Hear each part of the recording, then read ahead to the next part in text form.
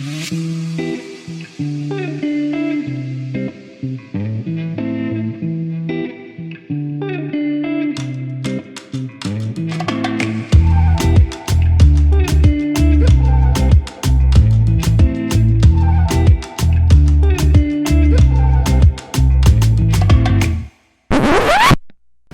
it a good go, beat 7 bells out of ourselves into wind and into swell and into tide and into everything. What that means is you're just slamming like this all the time, and also the time period's got shorter and shorter. And there were 2 things at play there. Number 1, there's a tidal gate, so we've only got a limited amount of time we can stay in Looe because the place dries out. And the other one was having a really good chat with the folks down there who've come up with this innovative scheme about recycling stuff. So headed back to Plymouth, and I'm going to make my way around on land.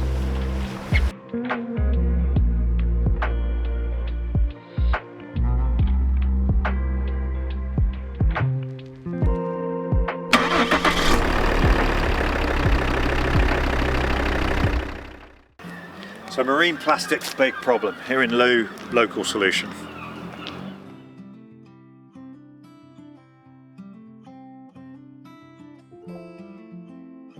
And one of the solutions is here, and the other solution is there. So Amelia, thank you very much for taking time to have a chat. And what we're all about with this thing is community initiatives.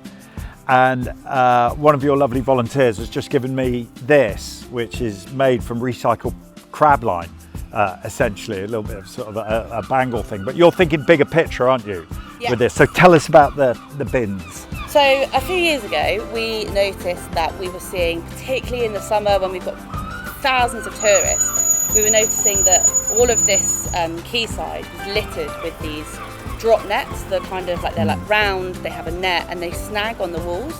And what was happening is people were trying to lift them up, but they were getting snagged and then they were tying them off on the railings. But of course they've got bait in them, the seagulls, they are extremely good at getting them, and they're dragging them around, they're leaving them.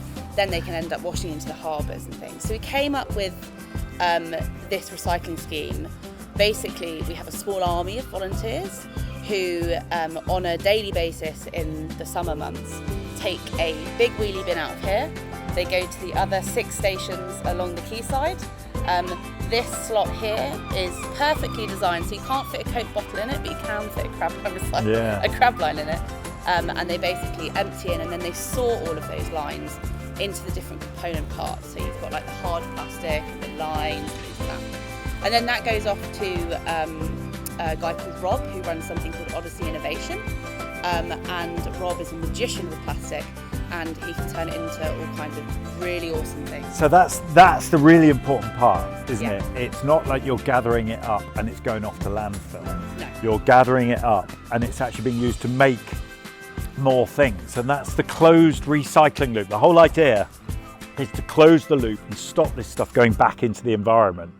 And it goes into the environment if it's off the edge of the pier here, but it also goes into the environment if it's in landfill, doesn't it? Yeah, exactly. So the closed loop is the clever part. Rob makes things like kayaks, hand planes, the grip bins that we actually use to kind of store all of our equipment in the town here.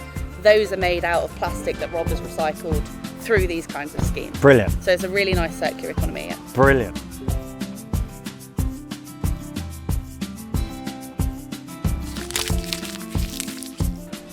So often, big global problems like plastics are only solved by local solutions, and that's exactly what's going on here in Looe. What's been created here is a group of volunteers assessing a problem and creating a closed loop that means it's a circular economy, and all the plastic that they're gathering is being reused in a really viable way and isn't going back into the environment. Margaret Mead, the conservationist, said, "Never doubt the ability of a small group of thoughtful, committed individuals to change the world. In fact, it's the only thing that ever has." And that's exactly what's going on right here.